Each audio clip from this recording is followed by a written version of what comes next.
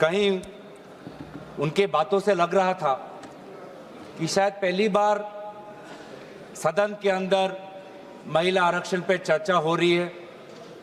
आज ही हर्ष का दिन है, आज ही उल्लास का दिन है, आज ही पारित हो रहा है, पहली बार हो रहा है, ऐतिहासिक हो रहा है, ऐसा उन्होंने एक ढांचा बनाने की कोशिश की।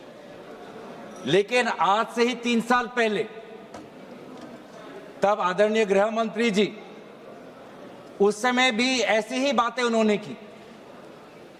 और अगर आप दोनों के वक्तव्यों को सुनेंगे तो मुझे लगता है कि 90% आदरणीय गृह मंत्री जी ने उस समय जो कहा वही आज कानून मंत्री जी ने पढ़ के हमको दोबारा सुनाया। उस समय भी आदरणीय गृह मंत्री जी ने हम सबको श्री गणेश करने के लिए आह्वान जलाया था कि आइए, इससे 2023 से पहले 5 बार महिला आरक्षण पर विभिन्न प्रकार के कानून लाए गए हैं। इस बार तो प्रधानमंत्री मोदी जी उन्होंने एक सशक्त कदम लिया है, इस बार हो जाएगा। उस समय भी ऐसी बातें थी और उस समय भी हमने यही बात की थी जो हम आज आपके सामने कर रहे हैं कि हमारी पार्टी कांग्रेस पार्टी महिला आरक्षण के पक्ष में है, पर कृपया महिला आरक्षण को आप सरल करिए ताकि महिला आरक्षण जिस समय कानून पारित हो उसी समय लागू हो जाए और 500 जो हमारे 543 है लोकसभा की जो वर्तमान जो हमारी ताकत है उस पर लागू हो जाए, उसको परिसीमन के साथ मत जोड़े।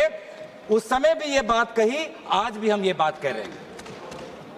उस समय भी हमने ये बात कही थी। लोकसभा में आदरणीय हमारी कांग्रेस दल की नेत्री श्रीमती सोनिया गांधी जी ने यही बात कही थी कि हम महिला आरक्षण के पक्ष में हैं, पर इसको आप परिसीमन के साथ मत जोड़िए। और अगर आप महिला आरक्षण आप वर्तमान उस समय में 2024 के इलेक्शन में ही लागू करिए, उस समय भी हमने ये गुहार की थी। उस समय हमको आदरणीय गृह मंत्री जी ने कहा कि नहीं, डिलिमिटेशन कमीशन करना पड़ेगा। और मैं आदरणीय गृह मंत्री जी को मैं उनका जो स्पीच है उसके ही मैं भाषण में एक लाइन उन्होंने कही थी जो मैं आपको इस सदन के इस चर्चा में लाना चाहता हूं। उन्होंने खुद कहा कि जैसे ही लोकसभा चुनाव पारित हो जाएगा, मतलब 2024, उन्होंने खुद कहा कि जैसे ही लोकसभा चुनाव पारित हो जाएगा तुरंत जनगणना होगी, तुरंत परिसीमन होगा, तुरंत महिला आरक्षण लागू होगा। अब 3 साल में ऐसी क्या बात बिगड़ गई? 3 साल में ऐसा क्या बदलाव आया कि लोकसभा चुनाव के बाद बस 2 साल ही हुए हैं और अगर आप इस विधेयक के statement of objects and reasons पढ़े तो खुद आज सरकार यह कह रही है कि जो अगला जनगणना होगा, जो अगला परिसीमन होगा, उसमें काफी समय होगा, काफी समय लगेगा और काफी उसमें डिले होगा। ये दोनों बात अलग है। स्वयं 3 साल पहले गृह मंत्री अमित शाह जी ने सदन में परिसीमन और जनगणना को महिला आरक्षण के साथ जोड़ते हुए हम सबको आश्वासन दिया कि जैसे ही अगली सरकार आएगी तुरंत जनगणना होगी, तुरंत परिसीमन होगा। और आज भी ये कह रहे हैं कि परिसीमन का जनगणना का काम शुरू हो गया।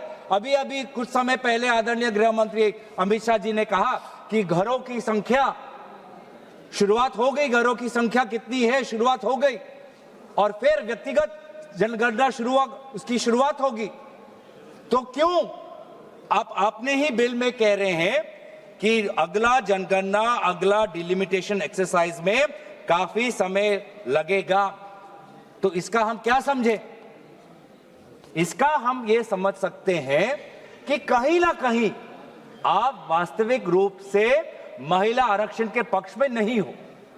आप बार बार महिला आरक्षण में विभिन्न प्रकार के अटकलें ला रहे हो ताकि महिला आरक्षण को और पीछे किया जाए और बाद में हो। जो बात आसानी से हो सकती है, जो बात सरलता से हो सकती है, उसमें आप बार बार पेचीदा अटकलें लाके उसमें आप विलंब ला रहे हो। तभी आप 2023 में अगर आप हमारी बात सुनते तो 2024 में महिला आरक्षण आ जाता। और आज भी हम कह रहे हैं कि इस महिला आरक्षण को आप परिसीमन के साथ मत जोड़ो, महिला आरक्षण लाओ। वर्तमान में जो हमारी ताकत है 543, उसी पे आप लागू करो, हम पूरा आपका समर्थन करेंगे। 2029 में लाना चाहते हो, कृपया लाइए।